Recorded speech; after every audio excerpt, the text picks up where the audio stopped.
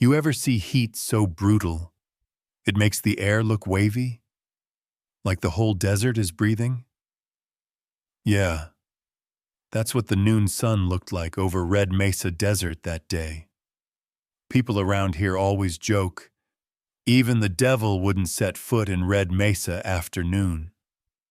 But jokes stop being funny when you're standing in it, barefoot, hungry, and 10 years old. And that's exactly what Avery Cole was doing. Just walking, or more like dragging her feet through sand so hot it felt alive. Her sneakers, calling them sneakers was generous. The soles peeling off, the fabric flapping like a mouth too tired to talk. And that water bottle she'd been holding like treasure? Empty. Completely. She'd tilted it 3 times just to be sure. Not a single drop came out. 2 days without water in a desert like Red Mesa feels like someone wringing out your soul. Avery's stomach kept making these weird hollow sounds. Not just empty, but the kind of empty where your body whispers, "Hey, and she'd whisper back, "Just a little more, okay?" Like she was negotiating with her own bones. The day should have been quiet, too hot for any living thing to make noise. But then Avery heard something. At first she thought it was the wind, or maybe dehydration messing with her head. But then it came again. A low, shaking, broken sound. Not quite human, not quite animal. Somewhere, right in the middle. Avery froze. Her brain said, "Run." Her heart said, "But what if someone needs me?"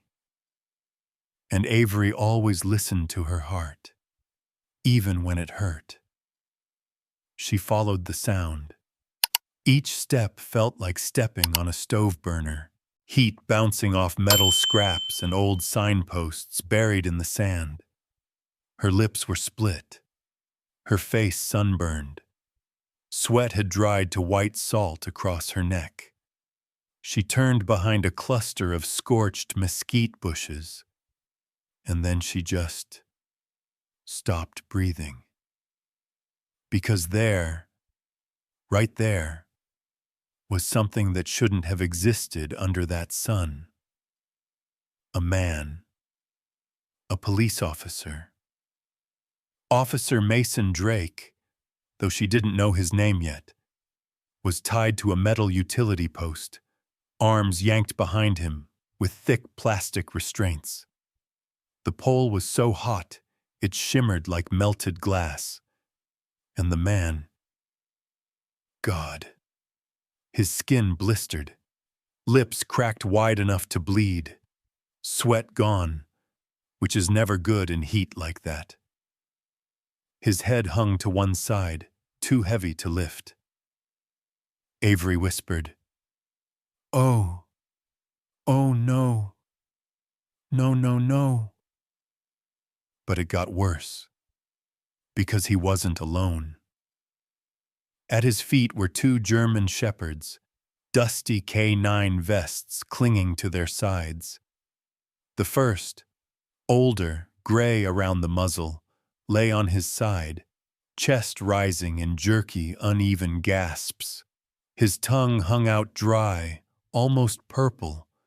He was trying to breathe, but his lungs didn't have much left to give. That was Boulder. The second dog, younger, darker, eyes still sharp through the pain, tried to lift his head when Avery stepped closer. And then she saw it. His back leg, twisted the wrong way. Broken, like someone had stomped on it.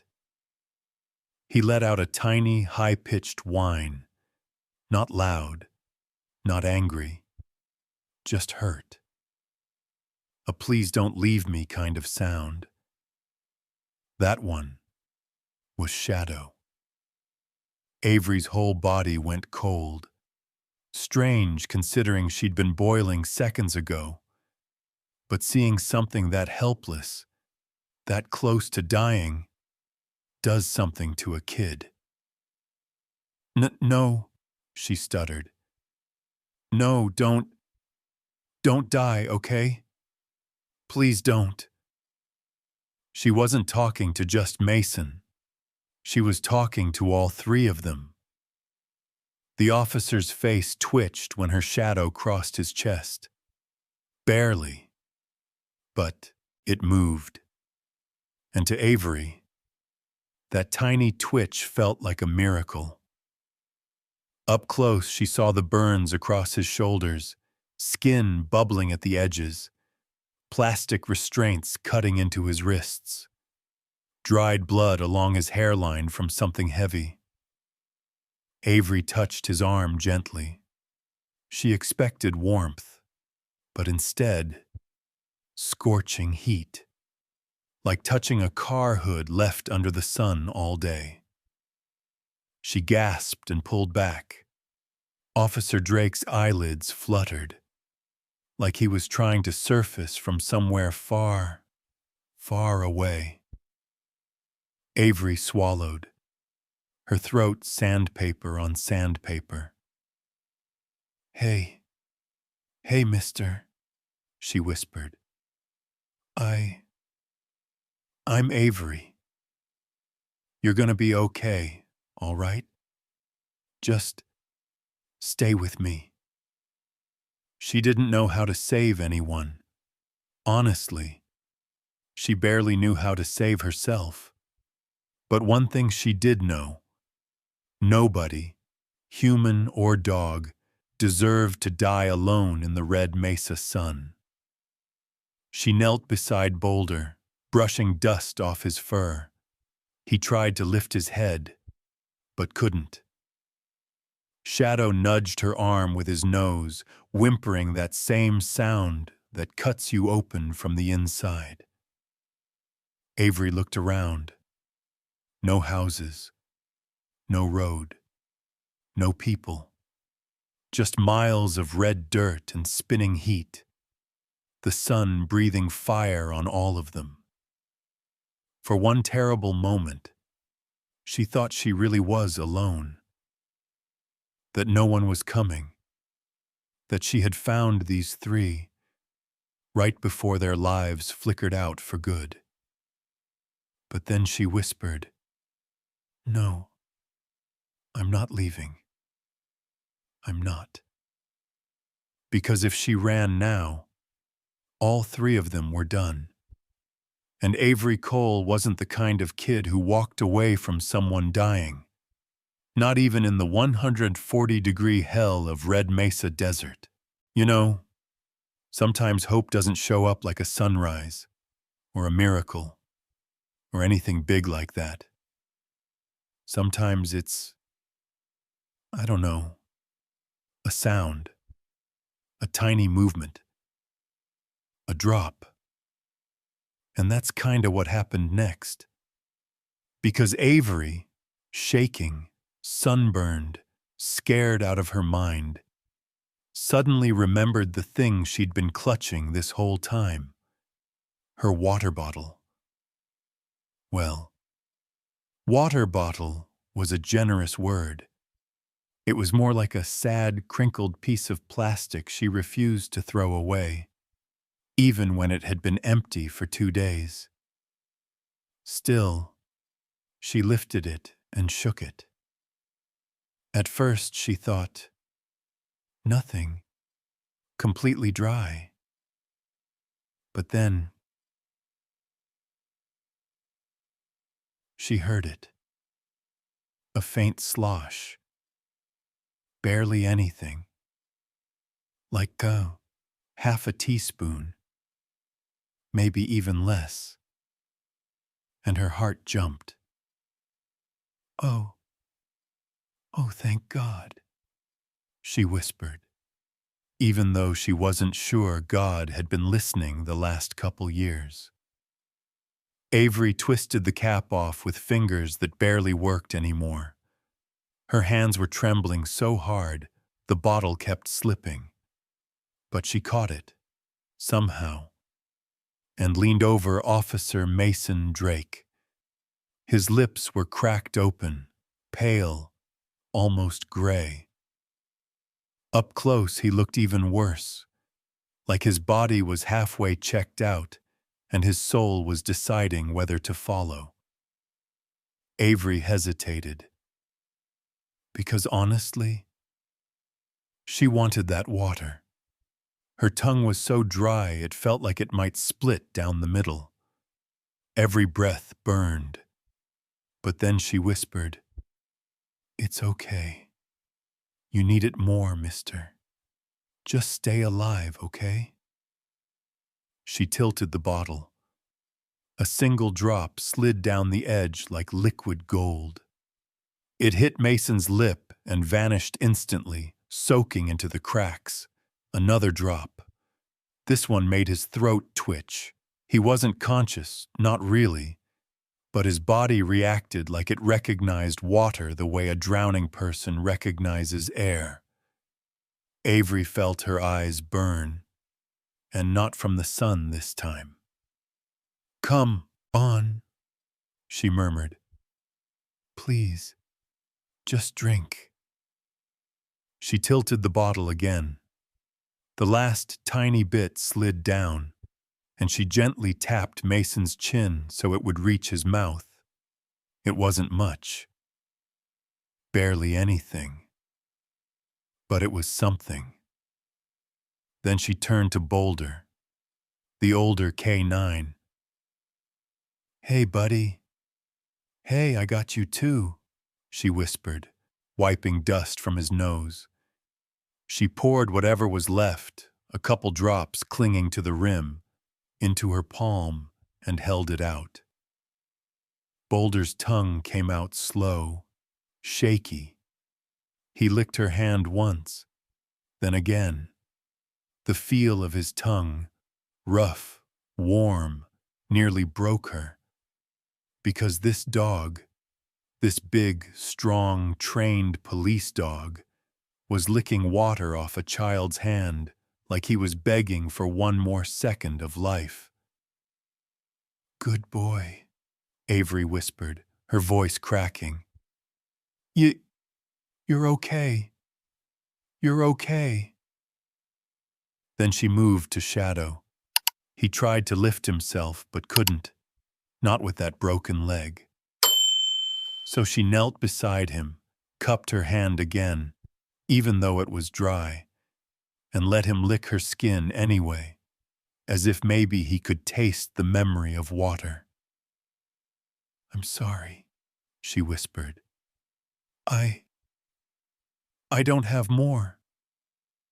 Shadow nuzzled her palm anyway, soft, slow, like he was comforting her.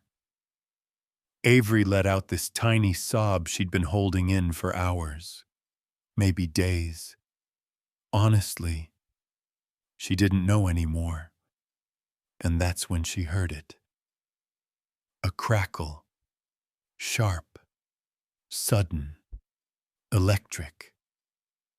At first she thought her ears were ringing again. The heat played tricks like that. But then it came again, clearer, a burst of static.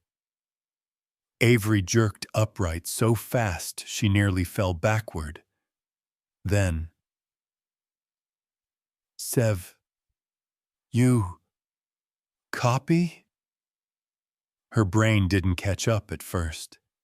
She just stared at Officer Mason's shoulder, at the dusty black radio clipped there.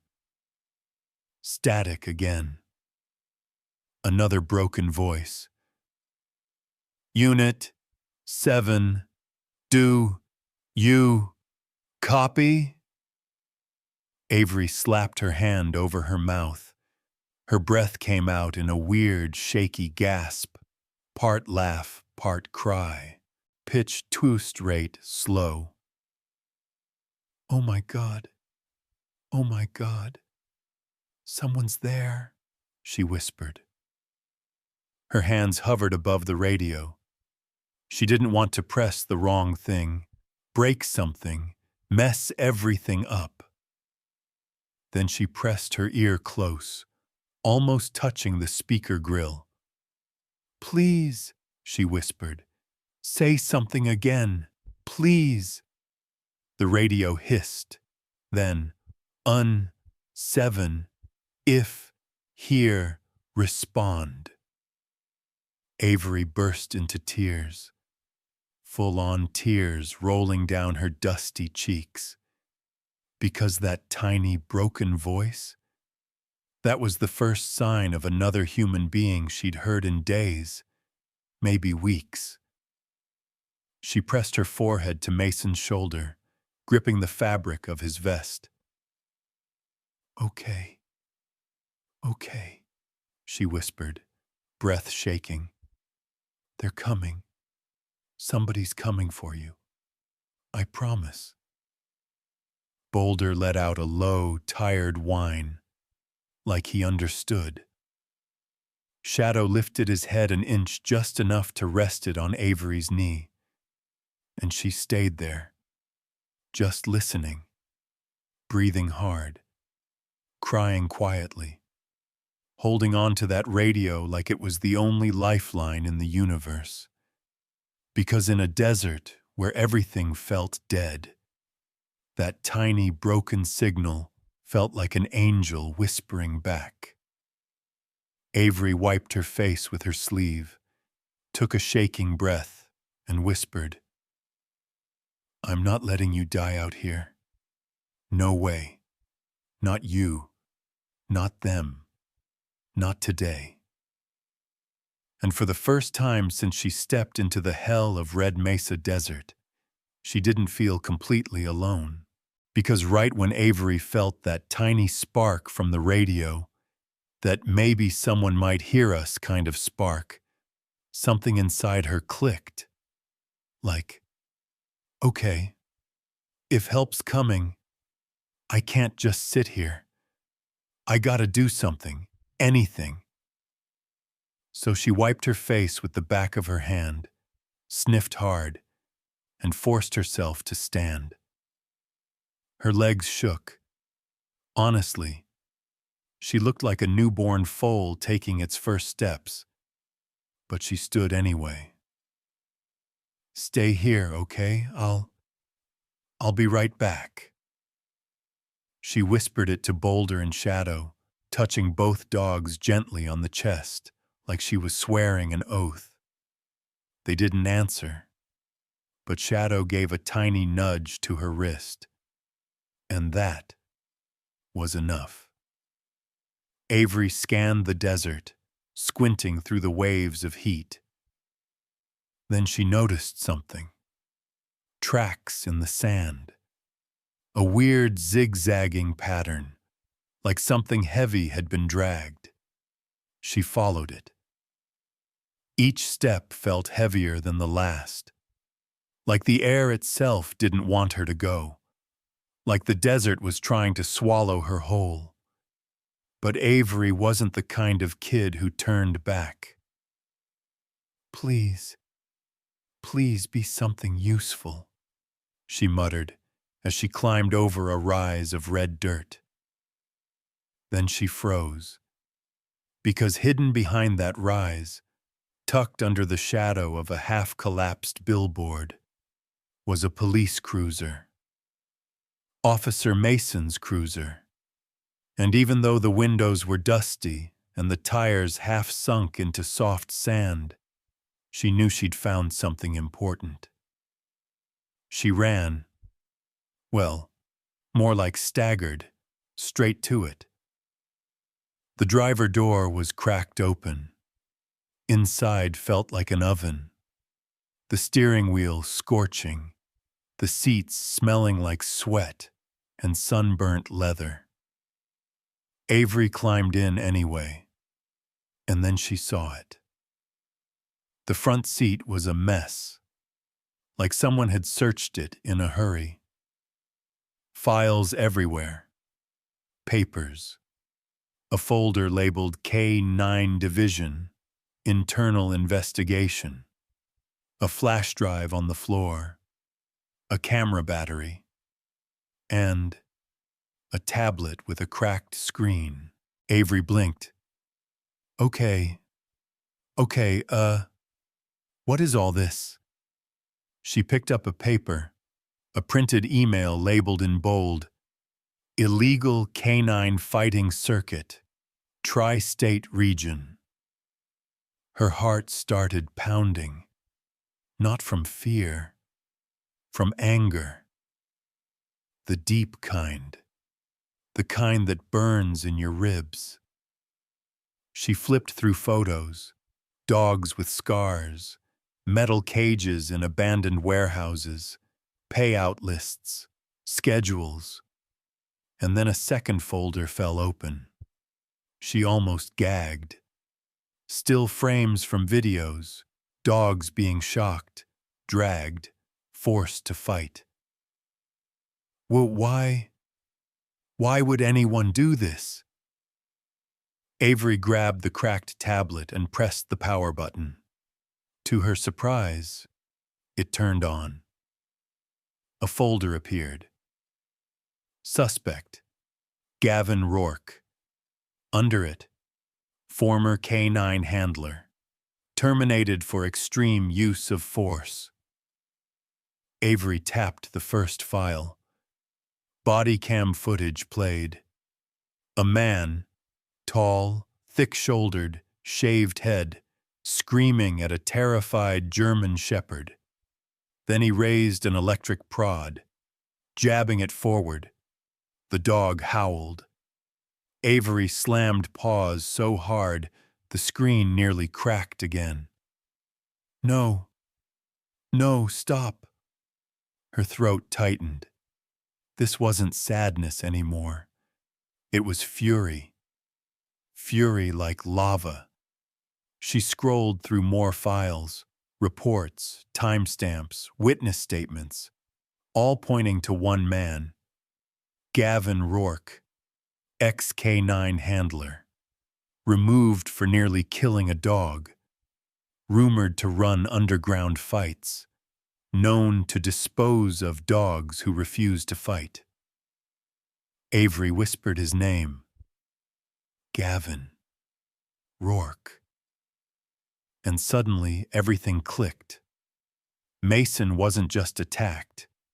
He'd been hunted because he was investigating this man, and they'd tried to silence him, and Boulder, and Shadow, forever. Avery grabbed the cruiser door, breathing hard. Her voice trembled with anger, not fear. This is wrong. How can someone hurt dogs who just want to help? People? Her hands clenched into fists.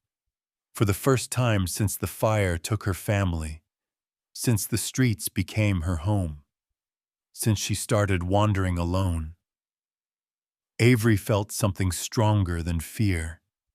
She felt purpose. She looked back toward where Mason and the dogs were tied, somewhere behind that rise of red sand. I won't let him win, not while they're still breathing. She grabbed the flash drive, tucked it into her pocket, and climbed out of the cruiser. The sun hit her face like a slap, but she didn't flinch. Because she was just a kid, hungry, sunburned, almost dehydrated, but she'd just learned what kind of monster they were up against, and she wasn't backing down. Not now. Not after seeing all that. Not after hearing Boulder cry like he was apologizing for being hurt.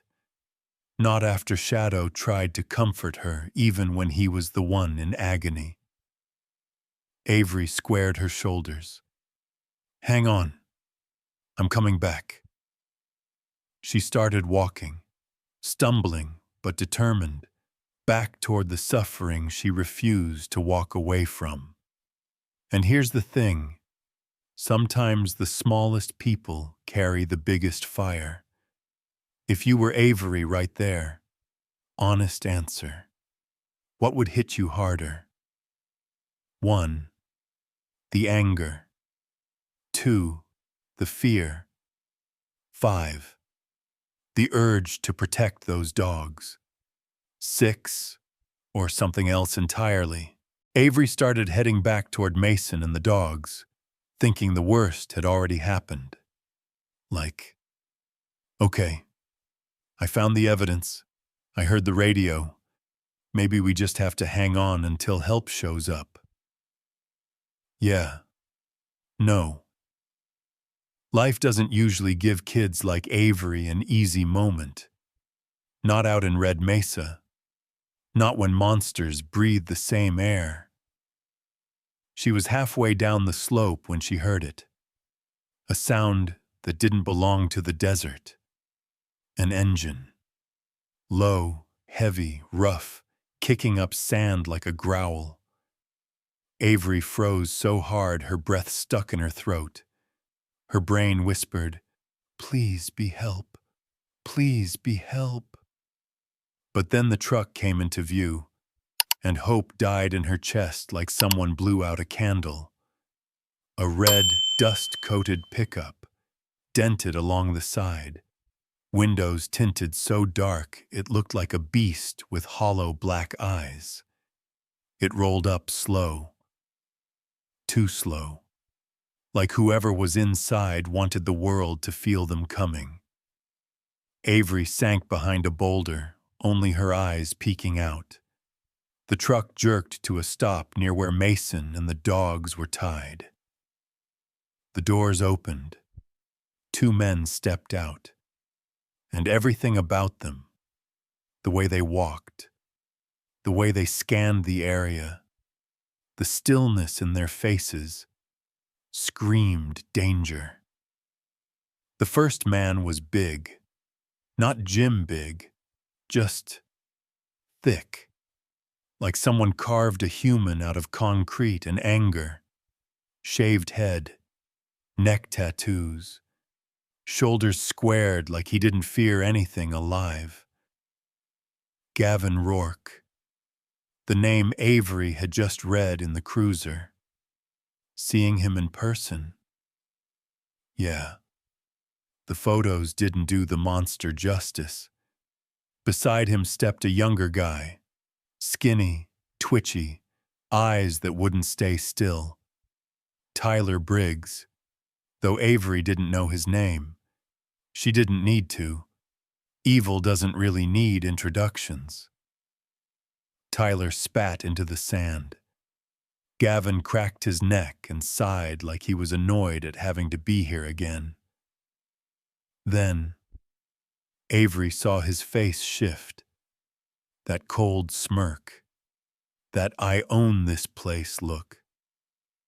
He walked straight to Shadow, who was barely conscious, and without hesitation, kicked him. Hard. Shadow yelped, the sound sharp and broken, like someone tearing fabric. Avery slapped her hand over her mouth to stop herself from screaming. Gavin laughed under his breath. Well, look at that. Thought you mutts were dead by now.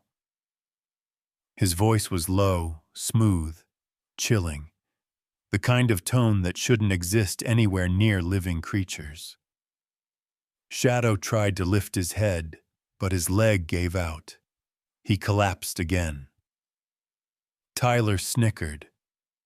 Should have finished him earlier, boss. Gavin didn't answer. He walked toward Mason, boots crunching on the cracked ground. When he reached the officer, he grabbed Mason's hair and yanked his head up like he was inspecting a broken tee. Mason was barely conscious, eyes rolling. Gavin clicked his tongue. You just don't quit, huh? Even half dead, you're still a pain in my ass. Avery felt something twist inside her. Fear, rage, disbelief, all tangled together. She wanted to run. Every instinct screamed run. But she didn't. Because then Gavin did something worse. He pulled a gun from his waistband, a black pistol that seemed to suck the sunlight around it, and aimed it right at Mason's forehead. This time, I'm making sure. Avery couldn't breathe. Shadow tried to drag himself toward Mason, but collapsed again. Boulder lifted his head a fraction of an inch, all he could manage. And Avery's heart cracked open. She didn't think. No plan. Just pure instinct. She sprinted from her hiding spot and threw herself between the gun and Mason. Her arms wrapped around Shadow's neck, shielding him too, her little body trying to cover both dog and man. "Stop!" she screamed, voice cracking. Don't! Please don't!" The desert went silent. Gavin blinked, genuinely surprised. Like a child running into a burning building wasn't part of his script. "What the hell?" Tyler squinted. Is that a kid? Out here?" Avery's whole body shook, but she kept her arms locked around Shadow, pressing her forehead to his fur. "Please, don't hurt them." Gavin tilted his head, studying her like an insect that had crawled onto his boot. "Well, ain't this something?" he said slowly. "I come back to clean up my mess and find a stray puppy trying to play hero." Tyler laughed. The kind of laugh that's all cruelty and no humor. Gavin lowered the gun until the barrel pointed right between Avery's eyes. "Move," he said. His tone wasn't loud, but it froze her blood. She didn't. She couldn't. "No," Avery whispered. Gavin's eye twitched. "Kid, I'm not asking." Avery shook her head, tears carving clean lines down her dusty cheeks. "You'll have to shoot me first." For the first time, Gavin hesitated. A child. A starving, sunburned, terrified child was standing between him and the cleanup job he had planned. Tyler whispered, "Boss, we gotta go. Someone might have heard the radio." Gavin didn't move the gun. Not right away. Avery squeezed Shadow tighter. Mason's breath rasped behind her. Boulder let out a soft, broken rumble, and the desert held its breath. Because in that moment, a 10-year-old girl was staring down a full-grown killer. A real one. Not a bully. Not a bad guy from TV. A monster with a gun. And she didn't back down. Not 1 inch. This next part didn't happen because Avery was brave, or smart, or even ready. It happened because she was terrified. Because while Gavin Rourke had that gun pointed at her face, so close she could see dust on the barrel, Avery's whole body started shaking uncontrollably. Her arms tightened around Shadow, fingers digging into his fur, and her knees almost buckled. That was when she shifted her weight. Just a tiny movement. Barely anything.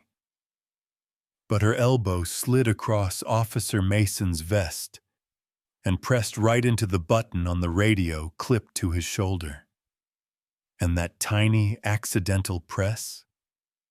Yeah, That changed everything.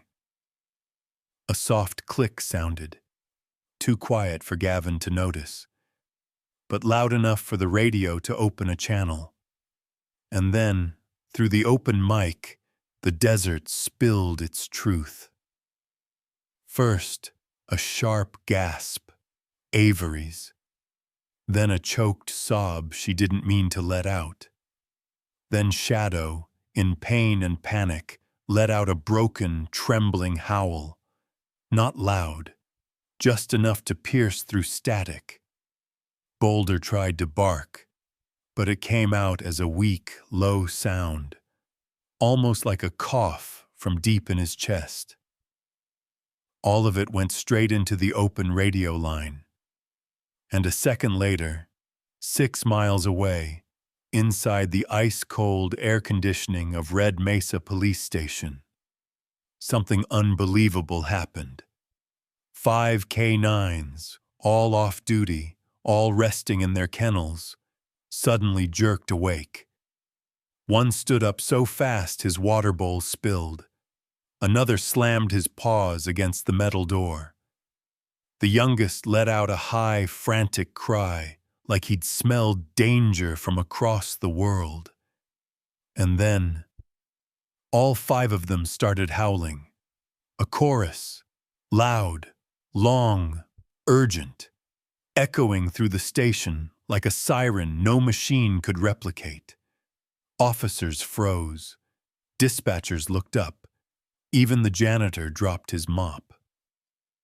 Because when trained K9s howl in unison like that, something is wrong. Deep wrong. Inside her office, Sheriff Elena Ward had been sipping terrible coffee, scrolling through case reports, telling herself it'd be a quiet afternoon. Then the first howl hit her like a punch. She stood up so fast her chair crashed behind her. What the? The second howl shook the windows. Elena ran into the hall just as her radio crackled. Not a voice, not static, but something in between. She snatched it up. Unit 7? Unit 7, do you copy? Silence. Then the audio spiked. Sob. Dog yelp. Tiny voice. Please don't, please. Weak bark. Elena's entire face changed. The tiredness, the long nights, the half-dead coffee. Gone.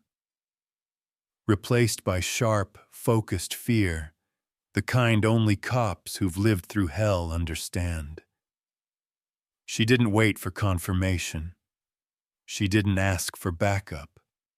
She just shouted. Loud enough the whole station jumped. That's a distress signal! Move! Officers scrambled. Med kits, bolt cutters, dispatch triangulating the last ping. But Elena Ward?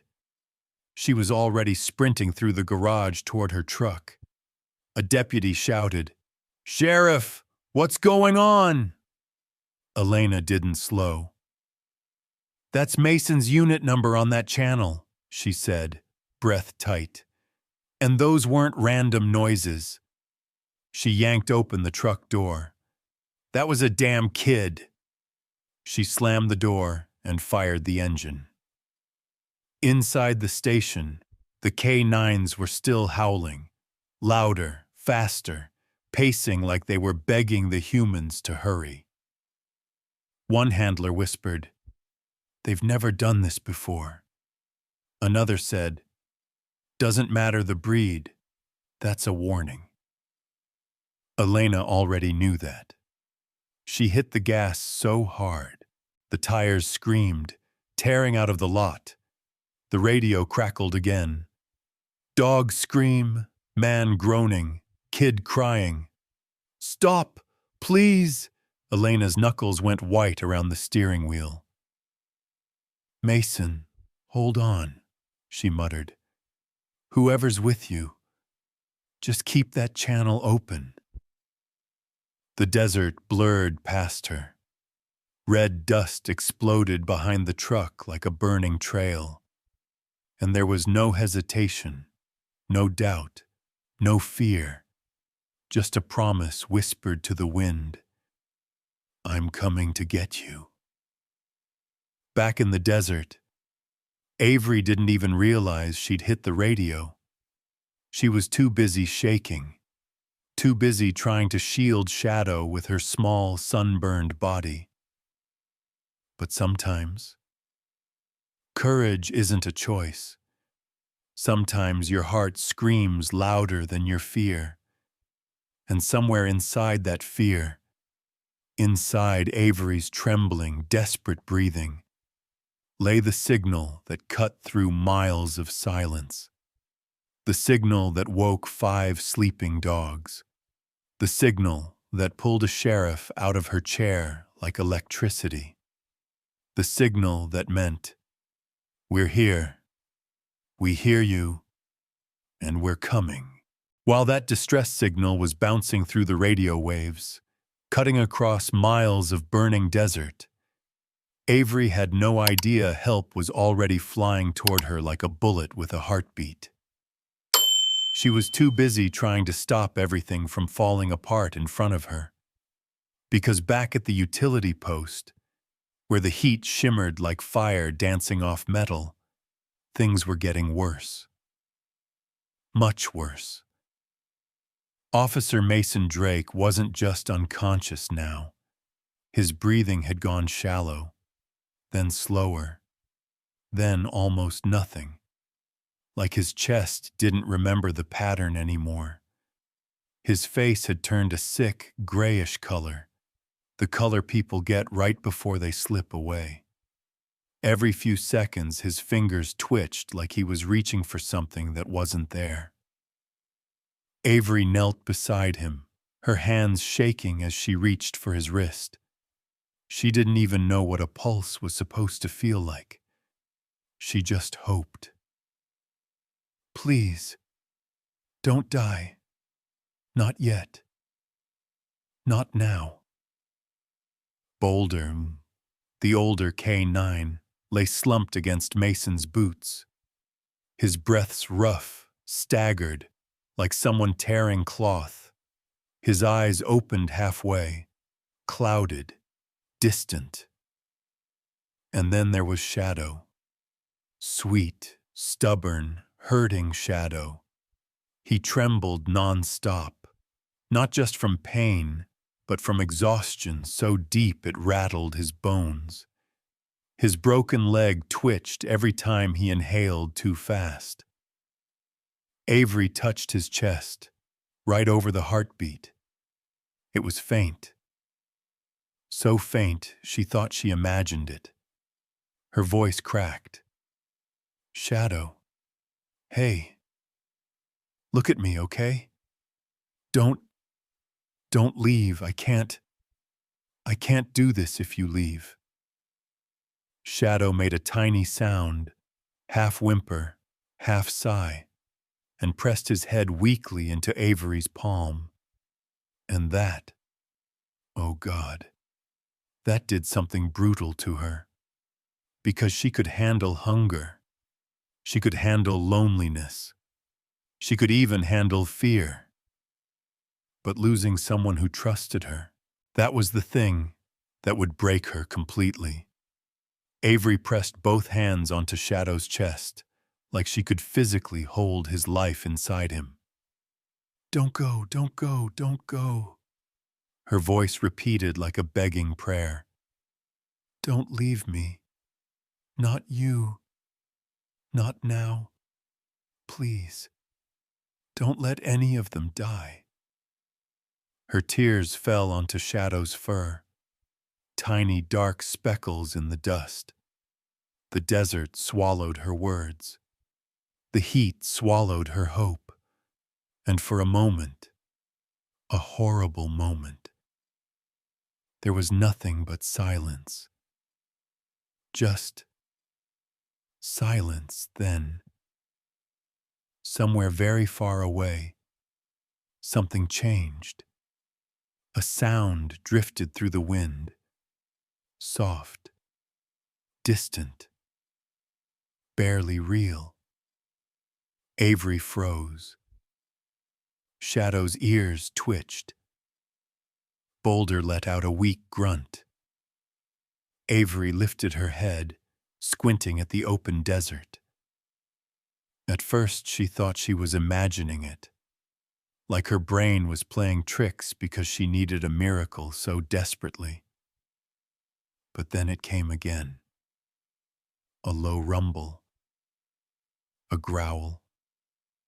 No. A motor.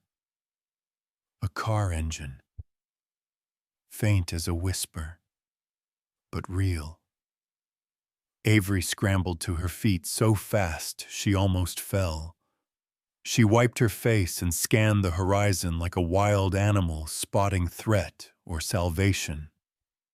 Please, please be real. The sound grew, still far, still small, but growing. She stepped forward, shielding her eyes. At first, nothing. Just endless red sand. Just heat waves. Then, a tiny speck of silver. Moving. Avery's heart slammed against her ribs. Oh my God! Someone's coming! Shadow exhaled, weak but relieved. Boulder's tail tapped once against the sand. Avery ran back, kneeling beside them, touching both their heads. Hang on, hang on. They're coming. I swear they're coming. She didn't know who it was, didn't know how far, didn't know if they'd arrive in time. But there was sound, real sound, a vehicle tearing across the desert with purpose, with speed, with urgency. And miles away, inside that speeding truck, Sheriff Elena Ward slammed her palm against the dashboard. Faster! They don't have much time! Her voice cracked like she was shouting against death itself. The radio kept spitting broken fragments. Crying. Dog scream. Ragged breathing. Elena's jaw clenched. We're coming, kid, she whispered. Just hold on. Back beside the post, Avery wiped her face with dusty hands and looked at Shadow again. She took his paw, the uninjured one, and held it gently. Don't leave. Please. Just don't leave me alone. Shadow nudged her hand. Barely, but enough to keep her hope from breaking. And then Avery heard it. The rumble of engines now clear, not distant, not imagined. Real. Growing fast. A sound that felt like a promise. A sound that felt like rescue. A sound that felt like the world hadn't forgotten them after all. And just when Avery thought that engine sound might have been a miracle, or a hallucination, or both tangled together, the world snapped back into terror. Because Gavin Rourke finally lost his patience. He adjusted his grip on the gun, eyes narrowing at her like she was nothing more than a weed growing where he didn't want it. No more games. Move, kid. Avery didn't move. She couldn't. Her knees were shaking so badly, the only thing keeping her upright was pure fear. Gavin sighed, annoyed, not moved. And then he tightened his finger on the trigger. Avery felt her stomach drop. Shadow whimpered under her arm.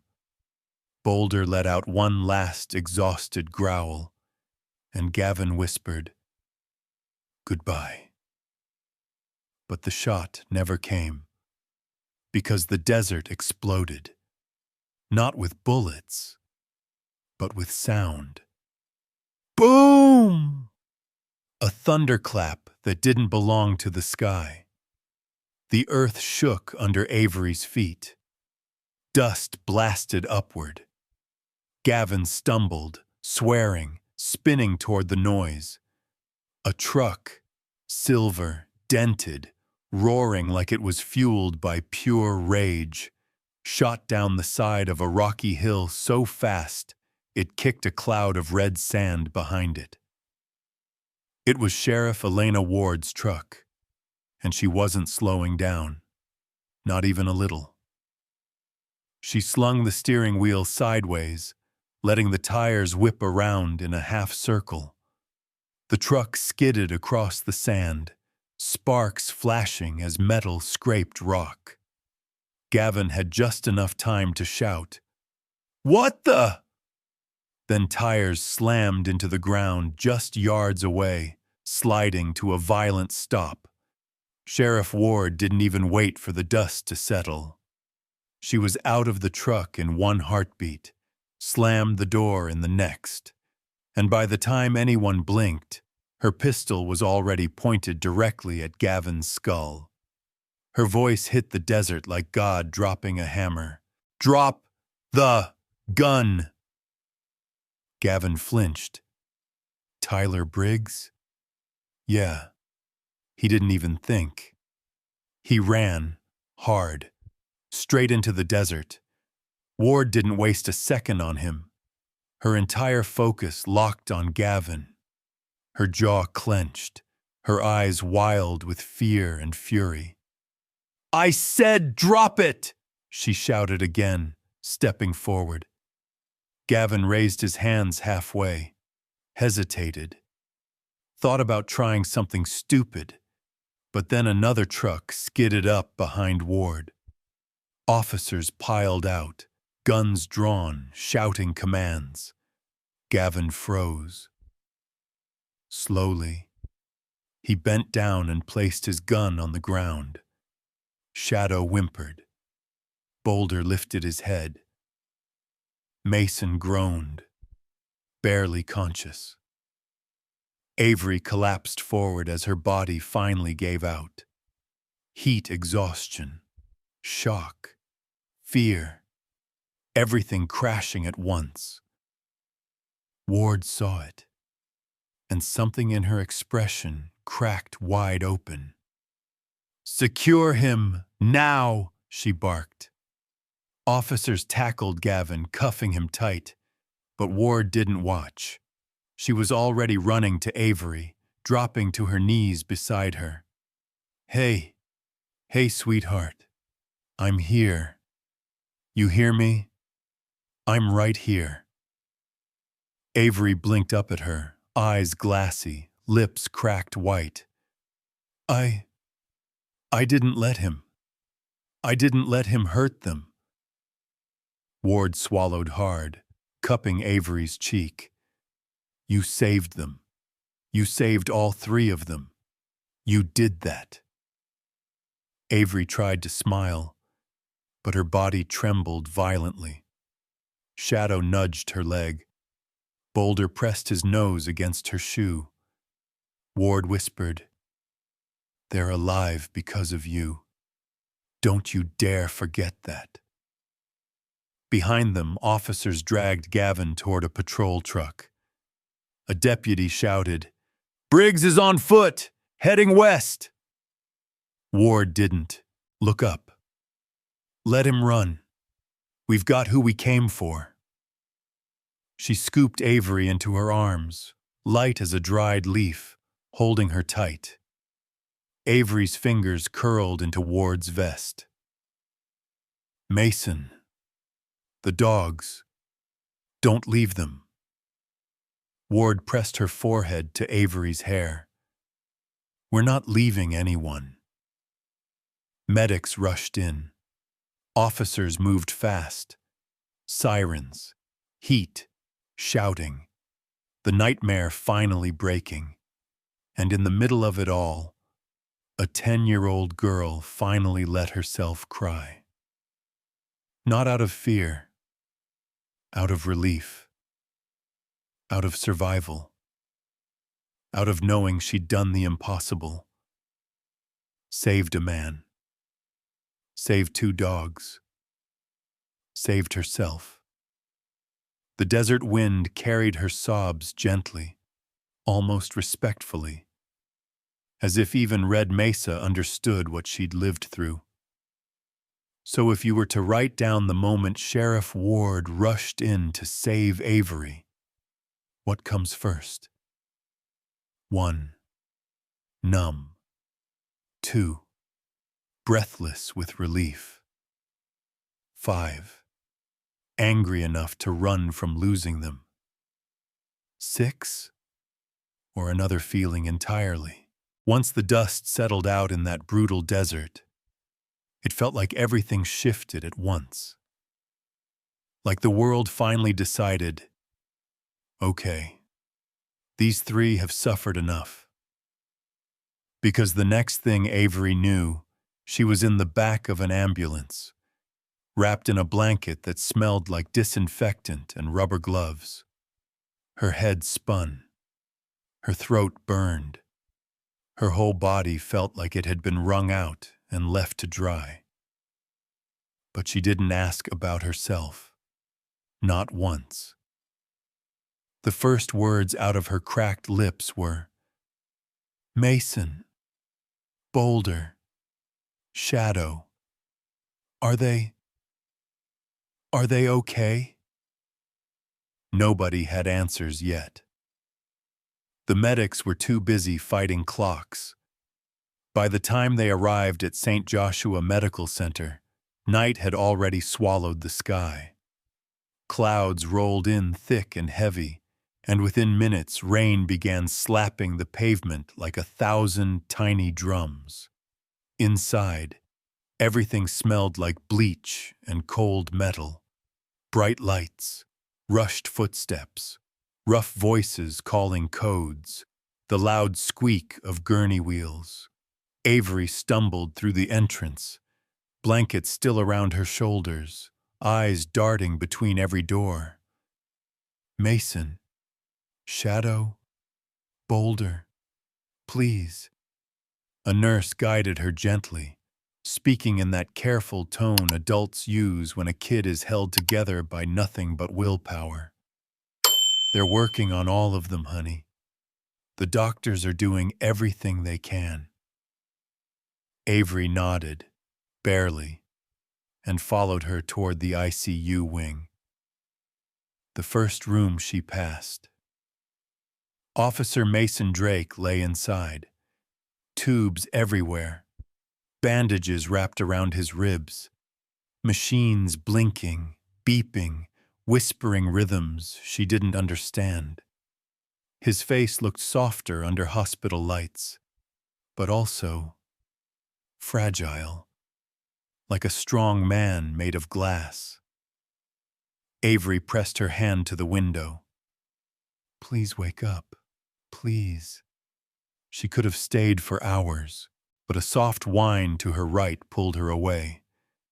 She turned, and there, through another glass panel, Boulder.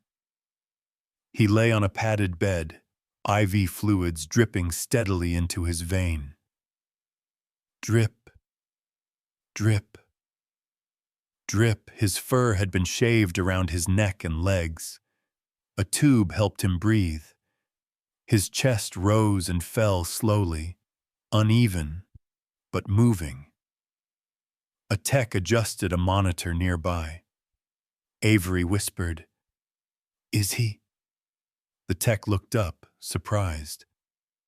"He's fighting. He's an old boy, but tough. Really tough." Avery's throat tightened. Boulder had saved Mason more times than she knew, and today he tried to save her too. "Don't quit. Please. I need you to stay." The tech slipped out, leaving Boulder in dim blue light. Then she saw the third room. Shadow. Her breath hitched. Shadow lay surrounded by surgeons and machines, broken leg held in place with metal rods. A nurse kept wiping blood from his paw. The surgeon barked, "Increase fluids, now!" Avery's heart cracked. Actually cracked. She slid to her knees right there in the hallway, blanket slipping from her shoulders. Shadow wasn't just hurt. He was fighting for his life. And Avery felt so small again. That same shaking feeling from the morning her whole life disappeared in fire. That same hollow ache she'd carried since. She wrapped her arms around her knees and pressed her forehead down. I can't lose them. I can't lose anyone else. A tear fell, then another, then more, until she couldn't stop. Please, please don't die. Any of you. Do anything. Good. She choked on her own breath.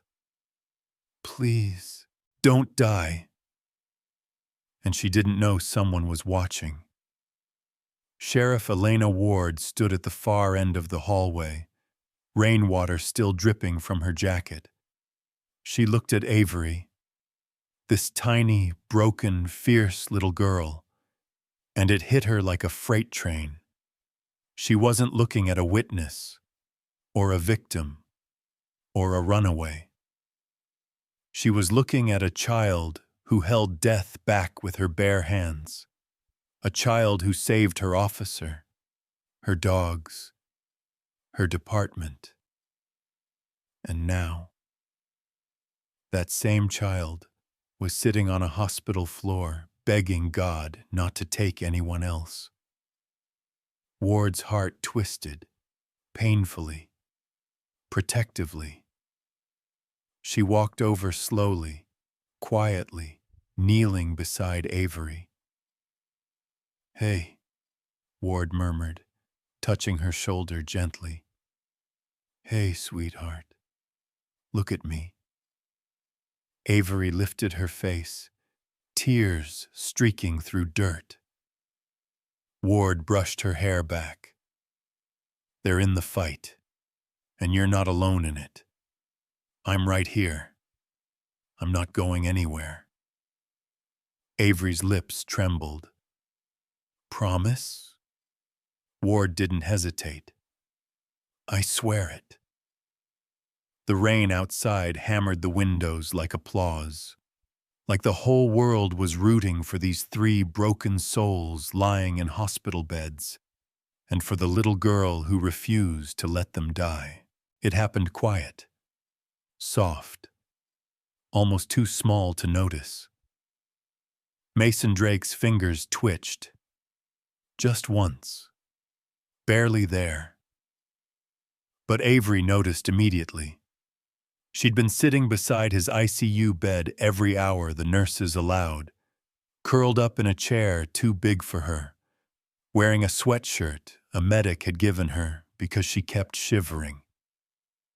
It was early morning, gray light sneaking through the blinds, when Mason's chest rose just a little deeper, and his eyelids fluttered. Avery shot upright. Sheriff! Sheriff! He's waking up! Ward rushed inside so fast, the door banged against the wall. Drake? She said, voice low but shaking. Hey, officer. You with us? For a moment, nothing. Just machines beeping in steady, stubborn rhythms. Then Mason blinked, slow, confused, pained. His gaze drifted around the room until it landed on Avery, tiny, tired, eyes red from crying.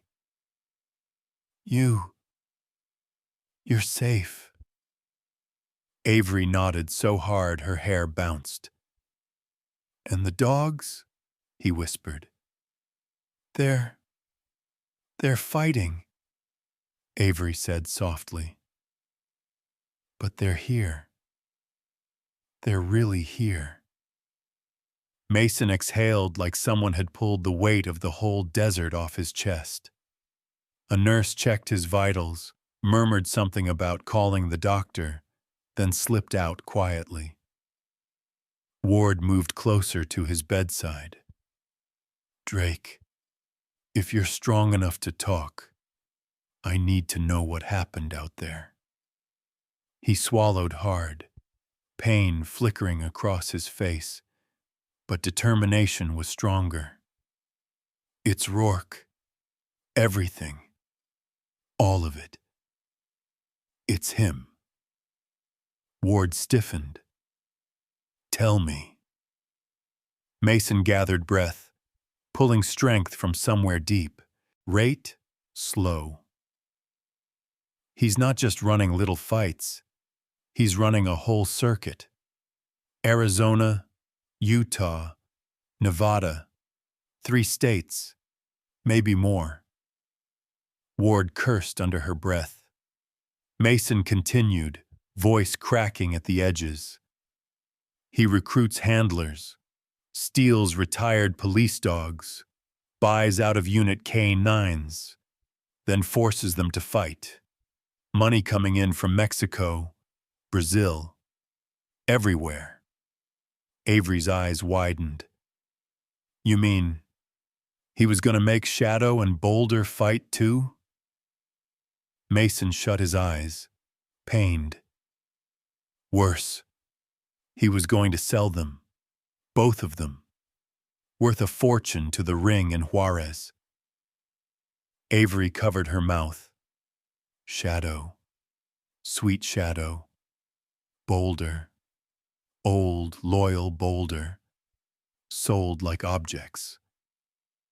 Ward felt something hot and violent stir inside her chest. "And you? Why'd he go after you?" Mason clenched his jaw. "I got too close. Found one of the holding sites. Recorded cages, trucks, handlers. Rourke figured it out. Ambushed me before backup arrived." Ward's fist tightened. Mason looked up, sharp eyes burning through exhaustion. "He's not done. He's still got at least 20 dogs across state lines. Some puppies, some already trained. All in danger." Avery felt her throat close. 20 more. 20 shadows. 20 boulders. Waiting for help that may never come. Mason whispered, "Sheriff, you have to stop him. You have to." Ward nodded. Once. Hard. Then she stood, shoved her chair back, and slammed her palm on the metal tray so loud, Avery jumped. "We're ending this. Tonight." The words hit the room like thunder. Mason blinked, letting the vow sink in like medicine. Ward paced once, sharp, controlled, then turned back with wildfire in her eyes. "We're not letting another dog go into that ring. Not one. We're taking back every animal he stole." Her voice dropped, low, deadly calm. "And we're putting that monster exactly where he belongs." Avery wiped her face, nodding fiercely. Can I help?" Ward crouched, eye level with her. "You already did. More than any officer could have done." Avery looked toward the hallway, where Boulder and Shadow fought their own battles. "I just want them home. Them and all the others." Ward softened, but only for a breath. Because now she had a mission. She stood, grabbing her radio. "Team, gear up. Full tactical. Brief in 15. She looked at Mason. "And Drake? Rest up. When this is over, I'll need you beside me." Mason gave the tiniest nod, pain in every muscle, but fire in his eyes. Ward reached the doorway. Avery whispered, "Sheriff?" Ward turned. "Please, bring them back. All of them." Ward's reply was a vow. "I will." Then she disappeared down the hall, boots striking the floor like war drums. Because tonight, the fight was theirs, and hell was about to know their names. Ward made that promise. And honestly, it felt like the whole station snapped awake. Like every cop, every K9, every piece of gear suddenly had a pulse. Because by nightfall, Red Mesa wasn't calm anymore. It was hunting. The convoy rolled out under a sky black enough to swallow the stars. Wind howled across the desert floor, kicking red dust in swirling sheets. The air tasted like rain and danger, and the kind of tension that makes your chest feel too small. Avery watched from the hospital window, hands pressed to the glass as the last SWAT truck roared away. "Come back with them. Come back with all of them."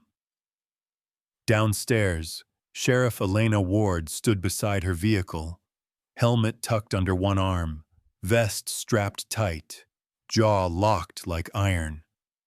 Mason couldn't join, too many tubes, too many stitches, but he'd gripped Ward's hand earlier and whispered, "Finish it."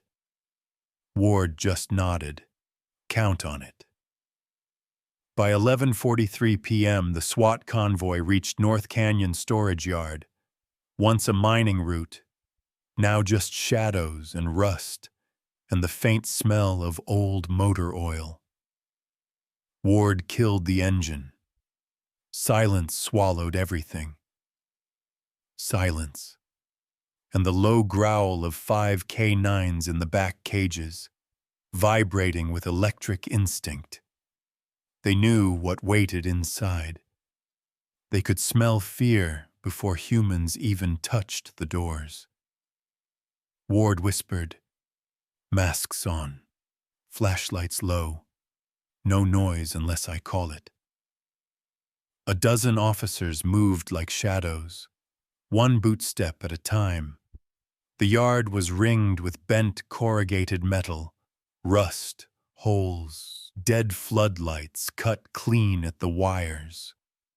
The perfect hideout for something rotten. Ward raised her fist. The team froze. She mouthed, "Breach." 3 officers moved forward. Bolt cutters. One clipped the chain, another pushed the gate.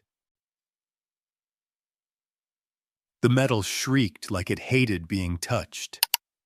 But what came next was worse. Because inside the warehouse, the smell hit them like a punch. Not dog smell, not wet fur, not sweat. This was metallic, rotten, feral. The smell of animals terrified out of their minds. Ward swept her flashlight forward. Rows of cages, stacked 3 high, almost 50. Dogs inside, some standing, some collapsed, some shaking so hard their water bowls rattled. Every pair of eyes reflected fear.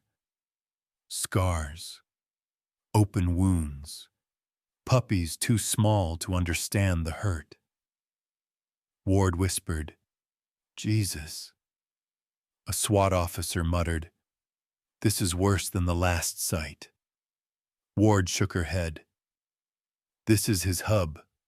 Move. Free them slowly. Don't spook the scared ones. Handlers rushed in, unlocking cages, soothing trembling dogs. Then, a sound froze them. A low growl. Familiar. Old. Wounded. Ward turned just in time to see Boulder limping in from the convoy. Bandages tight. Vest crooked. Eyes burning. Boulder. How the hell did you... But Boulder didn't stop. He pushed past cages, past officers, nose low, tail stiff, tracking something. Ward breathed. He's tracking someone. And then it clicked. Someone hiding. Someone slipping out the back. Someone running. Ward shouted, "Follow him, now!" Boulder limped toward a side door and barked, sharp, certain. Ward kicked the door in. Behind it, a narrow hall. Old lockers, dust, cobwebs. A shadow sprinted at the far end. "Rourke, stop!" He didn't. Officers gave chase, boots hammering concrete. But Boulder was faster, even wounded, even bleeding, even limping. Boulder snarled, lunged, and Rourke spun around just in time to see the fury aimed at him. "What? You again?" Boulder snapped at his pant leg, tearing fabric, sending Rourke stumbling. He hit the ground hard. Ward was on him instantly, knee in his spine, gun to his head. "Gavin Rourke, you're done." Officers pinned him, cuffed him, read his rights over the snarls of furious K9s. Then, a sharp bark. Shadow. Bandaged, limping. Handler Reyes barely holding him back. He barked again. Loud, certain, accusing. As if saying, "This is the monster." Ward glared down at Rourke. "You picked the wrong dogs." Then louder. "Team, secure every animal. This operation ends tonight." The rescue took hours. 40-plus dogs loaded into transport vans, wrapped in blankets, given water, touched by gloved hands that promised safety for the first time ever. Some tails wagged weakly. Some cried softly. Some just stared, too shocked to understand freedom. Ward stood there silently, arms crossed, chest tight. For the first time in years, she felt like justice hadn't just been served. It had roared. After that raid, after the cages were opened and the sirens faded into the night, the world finally slowed down. Not fast, not all at once, but enough. Enough for breathing, enough for healing. Enough for Avery to feel like maybe the ground under her feet wasn't trying to swallow her whole anymore. The days that followed were this strange blend of quiet and chaos. Quiet inside the hospital rooms, where dogs slept and machines hummed. Chaos outside. Reporters, paperwork, investigators from 3 counties all wanting statements. But Ward kept all of it away from Avery like a shield. "Not her problem," she barked at anyone who tried. "She's a kid. Let her be one." And people listened. They always listened to Elena Ward when her voice took that tone. Avery stayed in Ward's guest room for just 1 night, which became 2, then a week, then... Nobody said when it became permanent, but it did. Slowly, gently. Ward's little brick house on the edge of Red Mesa wasn't fancy. Creaky porch, old wind chimes, a fridge that buzzed like it was tired of its job. But it was safe. Safe in a way Avery hadn't known in years. Her first morning there, she didn't have to check her backpack to see if anything was stolen. She didn't have to hunt for water. Didn't have to worry about someone chasing her off a porch. Didn't have to fight for space in the world. Instead, she padded into the kitchen, wearing socks too big for her, and found Ward making pancakes. The smell hit her first. Warm, sweet, familiar. Something like home. Ward turned and smiled. "Morning, kiddo." It felt like sunlight. Mason visited every day once he was discharged, walking stiff, ribs still healing, but smiling real smiles. He'd knock on the open door and say in a silly voice, pitch first, "Housekeeping," making Avery snort laugh every single time. And Boulder and Shadow? Yeah. They became shadows glued to her legs. Boulder, older, slower, wise in that K9 way, would rest his massive head on her lap whenever she sat down. Shadow, younger, fiercer, followed her everywhere, bathroom included. Ward joked he needed an Avery restraining order. Shadow just wagged harder.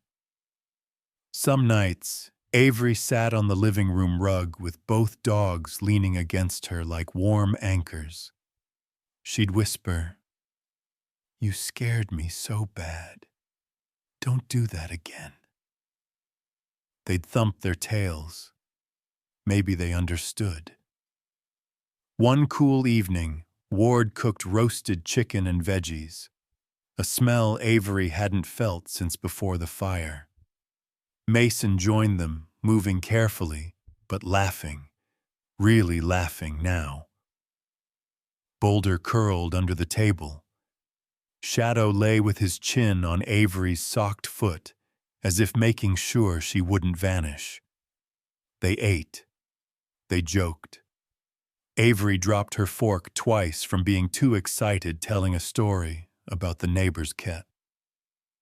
When they were done, Ward cleared her throat. Soft, but sharp enough to cut through the room. "Avery, you mind coming here a sec?" Avery blinked, cheeks full of chicken, and shuffled over. Ward knelt, something she didn't do for many people, brushing a piece of hair behind Avery's ear. "I need to ask you something important, and you can say no or maybe. Any answer is okay." Avery nodded slowly. Shadow lifted his head, sensing the shift. Ward inhaled. "Do you want to stay? Like, stay here, in Red Mesa, with me?" Avery's eyes widened. Ward rushed to add, "Only if you want to. I'm not replacing anyone. I just want you safe. I want you somewhere you can sleep and eat and go to school and be a kid again. And if you'll let me, I'd like to be the one to make sure of that." Avery swallowed hard. Can I ask something first?" Ward nodded. "Anything." Avery twisted her sweatshirt hem. Her lip trembled. "If I say yes, does that mean I won't have to sleep outside ever again?" Ward's breath hitched. She didn't answer with words. She scooped Avery into her arms in one smooth motion and held her tight, tight like a promise written into bone. You're never sleeping outside again. As long as I'm breathing, you hear me? Never. Avery clung to her, fierce, desperate, like she'd finally found something she'd thought was gone forever. Shadow barked once, happy.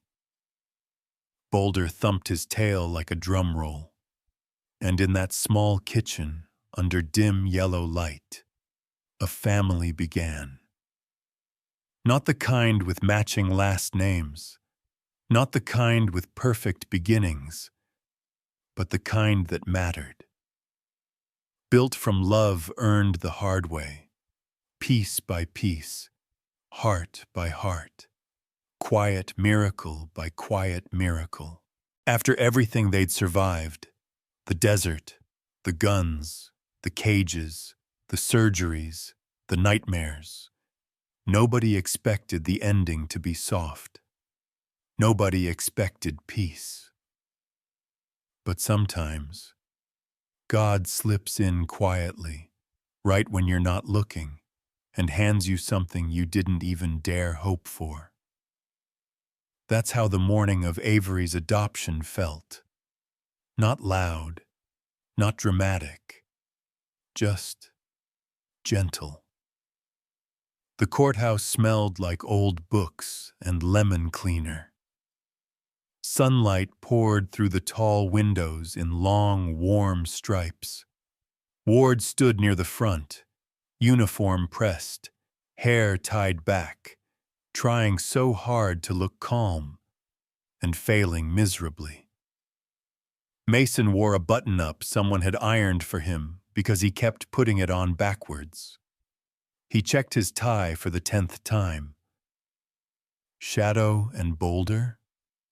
Oh, they were there too, both wearing brand new service scarves stitched with their names. Shadow's tail wagged non-stop like a windshield wiper on high speed. Boulder sat proud and tall, old soldier style. But the real star, the one who made the whole room shift, was Avery. Her hair brushed smooth, her cheeks full again, her clothes actually fitting, and she was smiling, not the polite kind, the real one, the one that curved her eyes into little crescent moons. She clutched Ward's hand as they approached the bench. The judge, silver-haired and kind-eyed, looked from the file to the girl. "Are you ready for this, sweetheart?" Avery swallowed, then whispered, "Yes, ma'am." The judge smiled. "All right then. Let's make it official." She signed the papers, stamped them, slid the final copy forward. And just like that, Avery Cole became Avery Cole Ward, a name with a place in it, a future in it, a name with love stitched into the syllables. The judge set down her pen. "Well," she said warmly, "this is the start of a brand new chapter." Ward exhaled, like she'd been holding her breath for months. Mason wiped at his eyes and blamed allergies. Shadow barked once, sharp, joyful. Boulder huffed proudly. Avery tugged Ward's sleeve.